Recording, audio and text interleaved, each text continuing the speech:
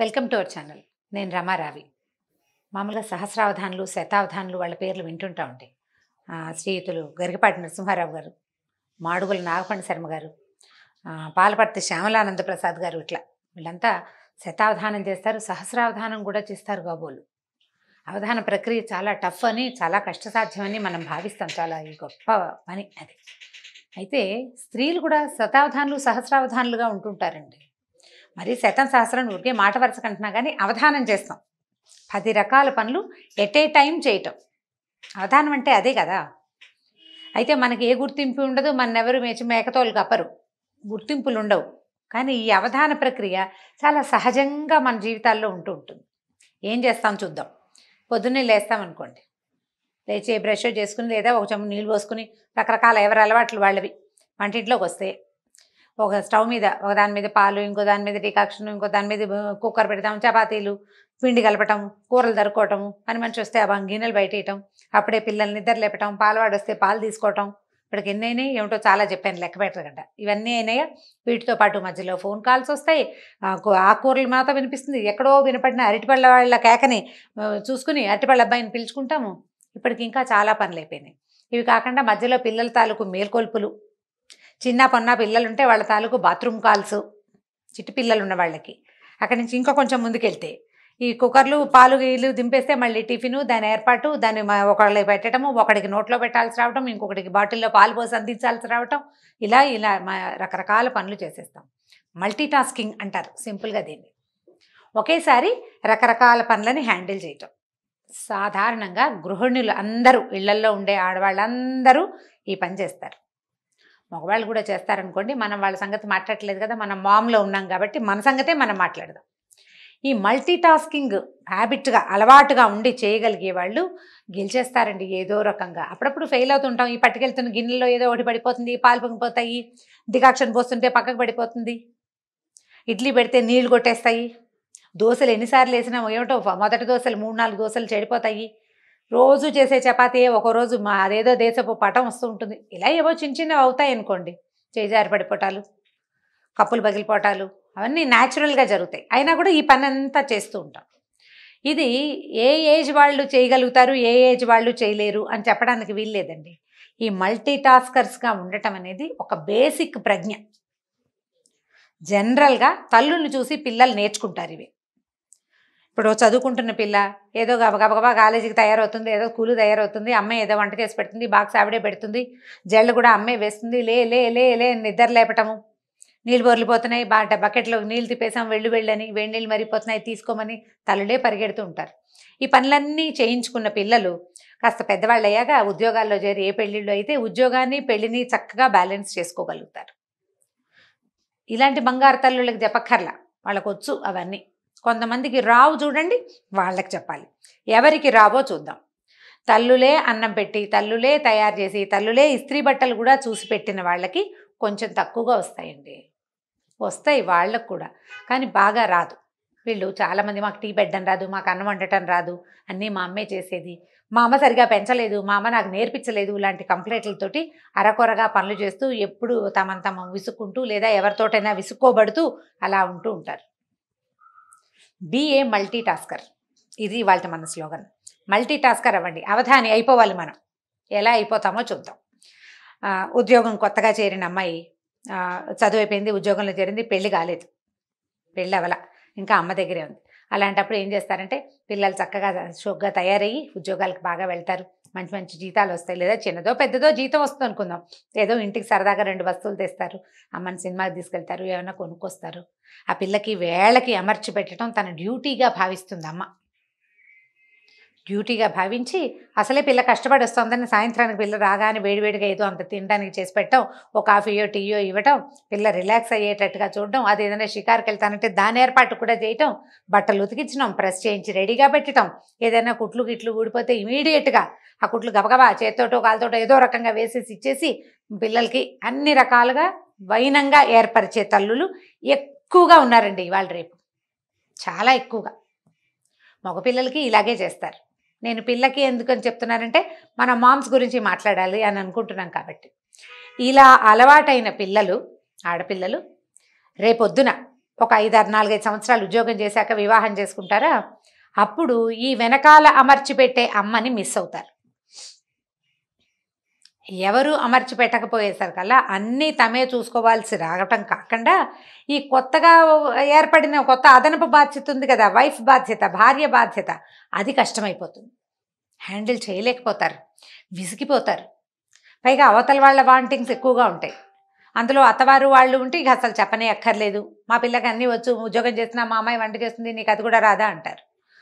మనం పిల్ల బట్టలు ఇస్త్రీలే చూసుకోదు, అన్నీ అమ్మాయి చేసి పెట్టిన పిల్లకి అన్నం వండటము, టీ కలపటము ఎలా వస్తుంది? చచ్చి చెడి ఎలాగోలాగా నేర్చుకోవాలి.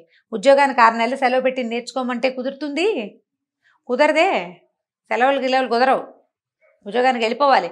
మహా అయితే 10-15 రోజులు సెలవు ఇస్తారు పెళ్ళికి. ప్రీ మ్యారిటల్ సెలవులు, పోస్ట్ మ్యారిటల్ సెలవులు అని. అంటే డెలివరీ లాగా చెప్తున్నాను అనుకోండి, కాదు, పెళ్ళికి ముందు ఏదో మెహందీ ఉంది, అది ఉంది, ఇప్పుడు అడుగుతున్నారు కదా, ఓ వారం 10 రోజులు సెలవులు తీసుకోగలుగుతారు. ఉద్యోగం వెళ్ళిపోవాలి, మరి ఇల్లు అది చేయొద్దు, అది కూడా చేయాలి. ఈ రెండింటినీ బ్యాలెన్స్ చేసుకోవడానికి ముందు నుంచే మల్టీ టాస్కింగ్ ప్రాక్టీస్ కావాలి. I think you people catch my point. మీకు సరిగ్గా అర్థమైంది అనుకుంటున్నాను. అమ్మాయిలని దీనికి రెడీ చేయండి. ఇది ఒక ప్రీ మ్యారిటల్ కౌన్సిలింగ్ లాంటిది అని అనుకోండి. అబ్బాయిలని రెడీ చేసేందుకు ఇంకొక పాయింట్ మళ్ళీ చెప్పుకుందాం. ఇది 13-14 సంవత్సరాల వయసున్న పిల్లల దగ్గర నుంచి స్టార్ట్ చేయాలండి తప్పకుండా. ఎందుకంటే ఆడపిల్లలు ఇప్పుడు ఉద్యోగాలకు వెళ్తున్నట్టే ఇంట్లో పని చేసుకోవాల్సిన అవసరం ఖచ్చితంగా ఉంది. ఆడాళ్ళు ఎందుకు పని చేయాలి ఇలాంటి ప్రశ్నలు వేసి మీ అభిప్రాయాలు మార్చుకోండి అని మాత్రం స్లోగన్స్ ఇవ్వకండి. ఈ స్లోగన్ ఇచ్చే వాళ్ళకు కూడా డెఫినెట్గా తెలుసు మీ ఇంట్లో పని మీరు చేసుకుని బయటికి రావాలి. భర్త లేకపోతే మీరు ఒకళ్ళే అయినా చేసుకోవద్దు. ఎలకాలం అమ్మ ఉంటుందా? ఎలకాలం ఎవరైనా ఉంటారా? ఉండరు. మన పని మనం చేసుకోవాలి. మనతో పాటు ఇంకొకళ్ళు ఉంటే వాళ్ళ పని కూడా చేయాలి. మనకి పిల్లలు పుడితే వాళ్ళ సంగతి కూడా చూసుకోవాలి. ఖచ్చితంగా చూడాల్సిందే. ఆడవాళ్ళు ఎందుకు చేయాలి ఇలాంటి ప్రశ్నలు వేయద్దండి, మగవాళ్ళు కూడా చేయాలి. దాని సంగతి మళ్ళీ మాట్లాడదాం. ఇది స్పెషల్గా ఆడపిల్లల కోసమే, ఆడపిల్లల తల్లుల కోసం. చాలా చిన్నప్పటి నుంచి 4-5 ఏళ్ల వయసు అప్పటి నుంచి పిల్లలకి చిన్న చిన్న పనులు అలవాటుగా మప్పండి. మా పిల్ల పని చేస్తుంది కప్పు తీసుకెళ్ళి లోపల పెట్టమ్మా అని తాత్కాలికంగా కాదు, హాల్లో కప్పు కనపడితే కిచెన్లో పెట్టాలి అనేది ఒక ప్రాక్టీస్గా చేయించండి. ప్రాక్టీస్. చిన్న పొన్న బట్టలు మడత పెట్టుకోవటం, తన బట్టలు తను సర్దుకోవటం, తన అల్మార్ తను అరేంజ్ చేసుకోవటం. ఎలాగా? స్కూల్ వర్క్ చేస్తూనే. ఈ పని మానేసి ఆ పని చేయటం కాదు, దాంతోపాటే ఇది చెయ్యాలి. అక్కడి నుంచి 10-14 ఏళ్ళు వచ్చేసరికల్లా ఒక పిల్లలు జడలు వేసుకోవటం, తమ జడలు తాము అరేంజ్ చేసుకోవటం, బట్టలు అరేంజ్ చేసుకోవటం, అమ్మకి ఏదైనా ఒక కూర తరిగి పెట్టడము, ఒక దోసపిండి గ్రైండర్లో వేస్తే అది తీయటం, దోశలు వేయటం, అట్లా వెనకాల పని కాసేపు అయినా రోజులో. ఎక్కడ చదువుకునే పిల్లలకి ఎక్కడ సమయం దొరుకుతుందండి అని ఇలాంటి ప్రశ్నలు వేయొద్దండి. చదువుకునే పిల్లలు, పనిచేసే పిల్లలు బోల్డ్ మంది ఉన్నారు. ఇది పని నేర్చుకొని వాళ్ళకి చెప్తున్నాను. ఖచ్చితంగా మీ పని మీరు చేసుకోవాల్సిందే. మా పిల్లలు చేయరండి అని నాకు ఒక ఆవిడ ట్విన్స్ ఉన్నారు, మా వాళ్ళిద్దరు అసలు ఏ పని చేయరు, ఏదైనా పని చెప్తే పోట్లాడతారు. మా హస్బెండ్ కూడా పిల్లలకి పని చెప్తావేంటి అంటారండి, ఏం చేయాలి అని అడిగారు. ఆవిడ కూడా ఇది ఆన్సరే. తండ్రుల్ని మీకు మీ పిల్లలకి మధ్యలోకి రానివద్దు, అసలు రానివ్వడానికి వీల్లేదు. పిల్లలకి పని నేర్పకపోతే వాళ్ళు అవస్థపడతారు అనే జ్ఞానాన్ని భర్తలకు ఇవ్వాలి మీరు తప్పకుండా. పనులు నేర్చుకోవాలి. ఒకటేసారి 4 రకాల పనులు చేయగలిగే కెపాసిటీ పిల్లలకి 20 సంవత్సరాలు వచ్చేసరికి వచ్చేయాలి. రేపు తప్పి తగిలి ఫారిన్ వెళ్ళారనుకోండి, పీజీ చేయడానికి వెళ్తారు, ఇక్కడ కాకుండా వేరే ఊరు వెళ్తారు, ఎక్కడైనా ఉండటానికి వెళ్తారు, చదువుకోవడానికే. పెళ్ళిళ్ళు అవ్వక్కర్లా, చదువుకోవడానికి వెళ్ళినా ఫారిన్ వెళ్ళిన పిల్ల దాని గిన్నెలు దోముకోవాలి, వంట చేసుకోవాలి, బట్టలు ఉతుక్కోవాలి, వాషింగ్ మెషిన్లో అయినా సరే, కాలేజ్కి వెళ్ళాలి, అక్కడ వర్క్ చేయాలి, మళ్ళీ ఫుడ్డు, మళ్ళీ వచ్చాక గిన్నెలు నోరు తెరుచుకుని చూస్తూ ఉంటాయి. ఇన్ని పనులు చేయొద్దు. ఏ అలవాటు లేకుండా చక్కగా అస్తాద్పరంగా అరిచేతిలో వెన్నముద్దలాగా పెంచిన పిల్ల వెళ్ళి ఏం చేస్తుంది అక్కడ? ఎంత ప్రెషర్కి లోనవుతారు. ఇదంతా ఈజీ, సింపుల్, నేను చేసేయగలను అని అనిపించేలాగా మీ పిల్లల్ని రెడీ చేయండి. అది 13-14 నుంచి తప్పకుండా స్టార్ట్ చేయాలండి. పిల్లలకి ప్రాపర్గా కూర్చోవటం నేర్పిస్తాం. సరిగా కూర్చో, బాగా కూర్చో అని చెప్తారు కదా, ఎవరైనా చెప్తారా? అలాగే ఈ పని నీది, ఇది నువ్వు డెఫినెట్గా చేయాలి అనేది ప్రాక్టీస్ చేయించండి. ఒకవేళ ఇలా కాదు, మన దగ్గర 20-22 ఏళ్ల పిల్లలు ఉన్నారనుకోండి, పెద్దగా ఏం చేయరు, అన్నీ మనమే అరేంజ్ చేస్తాం. అరేంజ్ చేయటం మానేయండి. పిల్లల్ని వాళ్ళ అరేంజ్మెంట్స్ వాళ్ళు చేసుకునేలాగా చేయండి. చెప్పండి వాళ్ళకి, వాళ్ళ అరేంజ్మెంట్స్ వాళ్ళు చేసుకోవాలి. మల్టీ టాస్కర్ అయిన వాళ్ళు గెలుస్తారు జీవితంలో, వితౌట్ ప్రెషర్. నీకు ఒక మంచి ఉద్యోగం వచ్చింది, నువ్వు అక్కడ బాగా పేరు తెచ్చుకుంటావు. ఇంట్లో ఈ వెనకాల ప్రెషరు, ఇక్కడ నువ్వు ఇక్కడ పని అంతా ముగించేసుకుని అక్కడికి వెళ్ళి చేయాలి. ఒక హెల్పర్ని పెట్టుకోవచ్చు. బాగా సంపాదన ఉంటే తప్పకుండా ఒక పని మనిషిని పెట్టుకుంటారండి, ఇంకెవరో కేర్ టేకర్ని పెట్టుకుంటారు. వాళ్ళని మాత్రం మేనేజ్ చేయొద్దు, వాళ్ళ అమ్మలు కాదు కదా, వాళ్ళని మేనేజ్ చేయాలి. దానికైనా మనకి మల్టీ టాస్కింగ్ రావాల్సిందే. దానికోసం ట్రై చేయాలండి. ఆలోచన మార్చుకోండి. ఇప్పుడు 24-26 సంవత్సరాల ఆడపిల్లలు ఉద్యోగాలు చేస్తూ ఇంకా వివాహాలు కాని వాళ్ళు ఉంటారు, చేసుకుంటారు ఎప్పుడో. మీరు కూడా ప్రాక్టీస్ చేయండి. 4 రకాల పనులు ఎట్ ఏ టైం చేయటం. ఇది అవసరమా అంటే డెఫినెట్గా అవసరమేనండి. మీరు kitchen, house hold things manage చేయగలిగితే అది బ్రెయిన్ అలవాటు అయిపోతే ఏముండదండి. బ్రెయిన్లో ఓ పక్కన పడి ఉంటాయి ఆ వ్యవహారాలన్నీ, అందుకంటే ఏముండదు. ఇది మేనేజ్ చేయగలిగే వాళ్ళకి ఒక రకమైన కాన్ఫిడెన్స్ ఉంటుందమ్మా. అది ఆలోచించండి. ఈ కాన్ఫిడెన్స్ని డెవలప్ చేసుకునేందుకు ప్రయత్నం చేయాలి. పిల్లల్లో అది డెవలప్ చేయడానికి ప్రయత్నం చేయాలి. ఒకవేళ మనకి 2 పిల్లలు ఒకే వయసు వాళ్ళు ఆడామగా ఉంటే ఇద్దరితోటి పని చేయించండి. పిల్లలతో పని చేయిస్తావా అని ఎవరైనా అడగడానికి అసలు వీలే లేదు. పని చేయించకపోతే చాలా కష్టం రేపొద్దున. ఏ రోజు ఎటుపోయి ఎటొస్తుందో తెలియదు మనకి. 4 పనులు అన్నీ చేసుకోవాల్సిందే.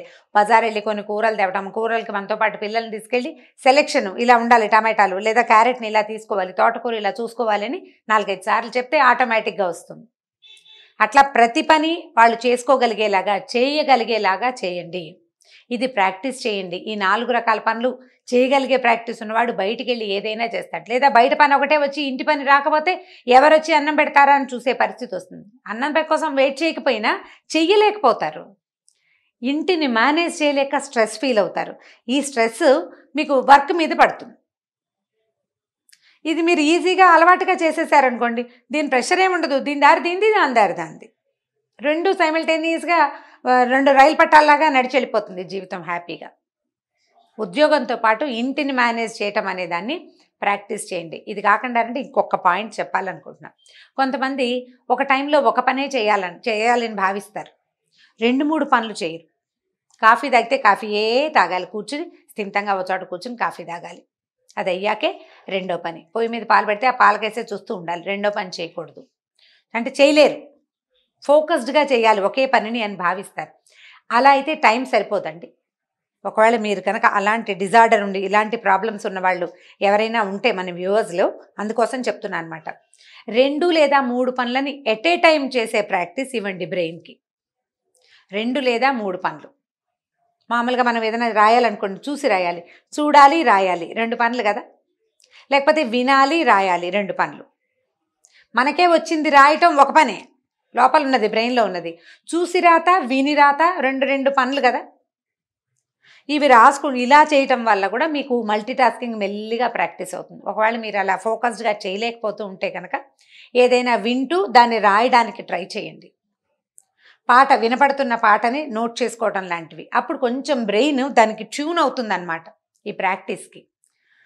ఆ సమస్యలు ఏమీ లేని వాళ్ళైతే రకరకాల పనులు, అన్ని పనులని ఒక్కొక్కసారి చేయగలమా లేదా అని చూసుకుని, ఈజీగా చేయటం ఎలా అనేది చూసుకుని వాటిని మన జీవితంలో భాగాన్ని చేసేసేయండి.